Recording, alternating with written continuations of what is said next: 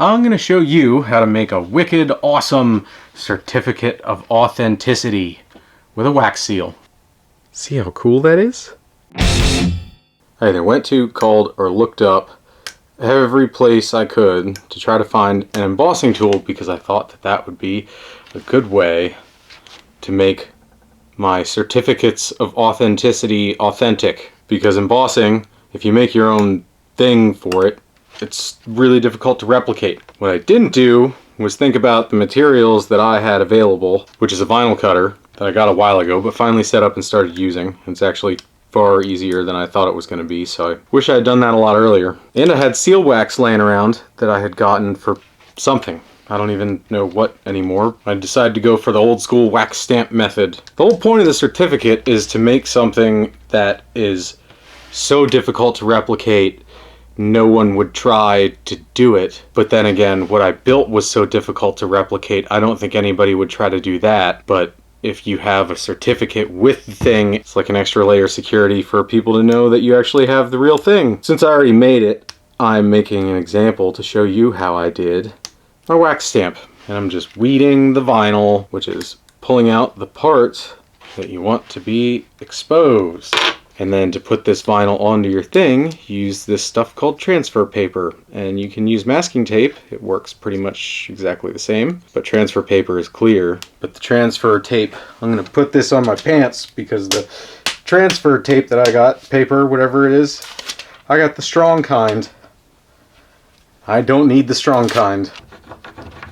So I reverse weeded this. The letters I took out because I want them to get burned into the steel, not keep them from getting burned into the steel, because that's how I'm doing my stamp, because that's how I did it with my logo. And I got a piece of metal right here. Gotta get this ready. If you're gonna try to do this and your piece of metal is nice and clean and it's not covered with rust and paint like mine is, you can skip this step, but I need to clean this thoroughly. It's important for this to be real clean so that you get a nice etch on it. Focus, a nice even etch. If it's clean, it'll be even. It makes it a lot easier. Time to put on our resist.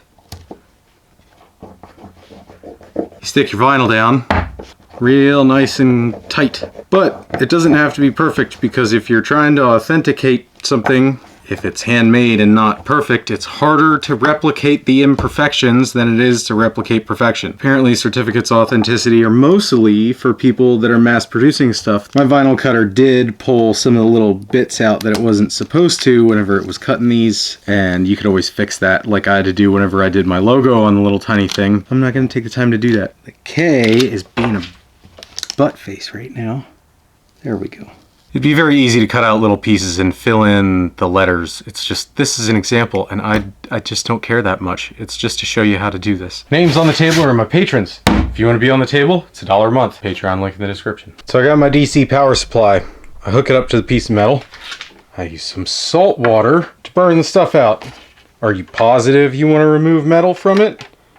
Because the positive side goes on the metal that you're trying to remove, and the negative side goes on your Q-tip somewhere. Or cotton ball or whatever. You can do a pool of water, but for doing this, I'm going to try to burn it as deep as I can without the vinyl coming off. With this method, I've got it set at 22 volts, and I don't know how many amps. It goes up. But because I'm doing it this way and I'm pushing down, it helps keep the vinyl in place and allows me to burn deeper into the metal, and by burning deeper it shows up whenever you stamp the wax with it. This isn't rocket science. People have made tons of videos about doing this on YouTube, but this is the best method to do it if you're trying to make the piece of metal into a stamp that your design shows up in wax. Because if you do it the puddle way or any other way, you run a really good chance of your vinyl lifting before you etch deep enough that it's actually going to make like a good impression. So, ouch, I have a cut and I just got salt water in it. That feels nice.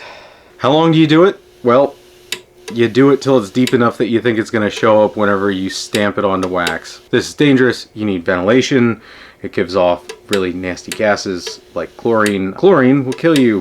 I don't even recommend wearing a respirator. I recommend doing it outside or blowing a fan to get it outside, which is what I'm going to do in just a second as soon as I turn the camera off. I'll be back when this is burned deep and I'll show you what it looks like and show you how it feels as much as I can, since you're on the other side of YouTube. Be back in a moment. Right, I'm not sure how well you can see this, but there is an edge there on the metal.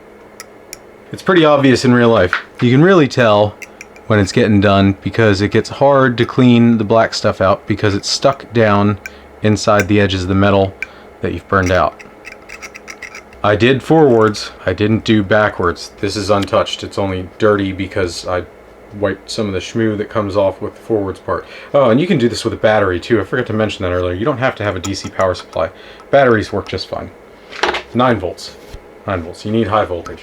Well, higher voltage than 1.5 that comes in a AA, but anyway, I'm going to burn backwards out now that you see the difference. When this is deep enough that you'll be able to tell. Burn that one out and we'll stamp it.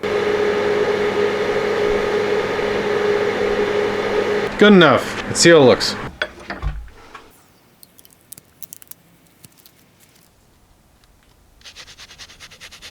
Focus.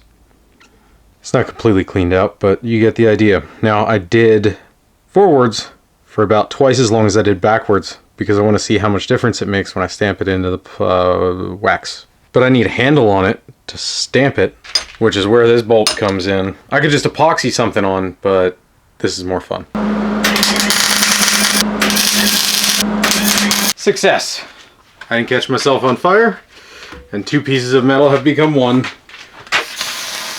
So I got these little sticks of sealing wax, and they have a wick in them so you can just light it and then hold it like that and let it drip where you're trying to make your seal. The wick doesn't work. It ends up putting a bunch of soot into it because this is not just wax. It's like wax mixed with hot glue basically so that it's flexible and sticky.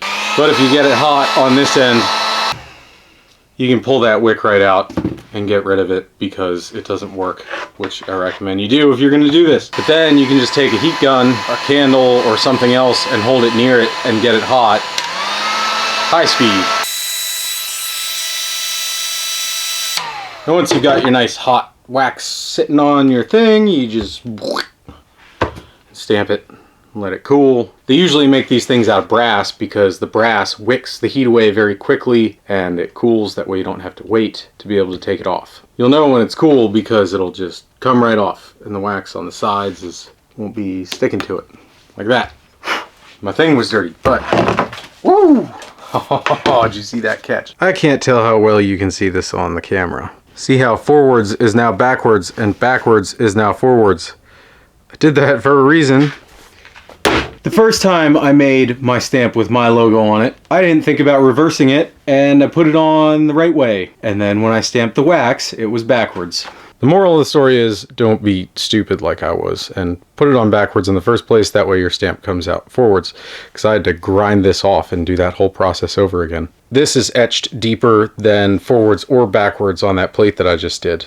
So this stands out really nicely whenever I do the stamp on stuff. Which I'm going to do right now on these certificates of authenticity that certify the certificate of authenticity that is certified authentic. Because I already made the certificates of authenticity that went with all the dragon glass weapons that I sold on eBay, and they're gone, so I can't show you those. But I can show you how I did it on these and how nice it looks.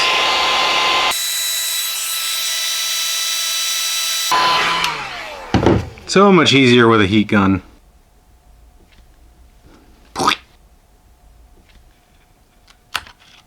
See that? Super authentic. Now somebody would have to replicate this paper, which, I mean, you can just buy the paper, but they would have to get a hold of one of these and replicate this thing so that they could replicate that thing and then replicate the signatures and replicate the thing that this is authenticating. And all of those different certifications and authentications would just make it more difficult than anybody's ever going to do. I mean, honestly, a bit overkill unless you're a super famous artist. But the only reason I made these is because I had a couple of papers left over from this. Had a template online. I just changed the font types and wrote my own things on it and added that and signed it. Pretty easy to do, but it would be difficult to replicate, especially with this, which makes it super authentic and certifying.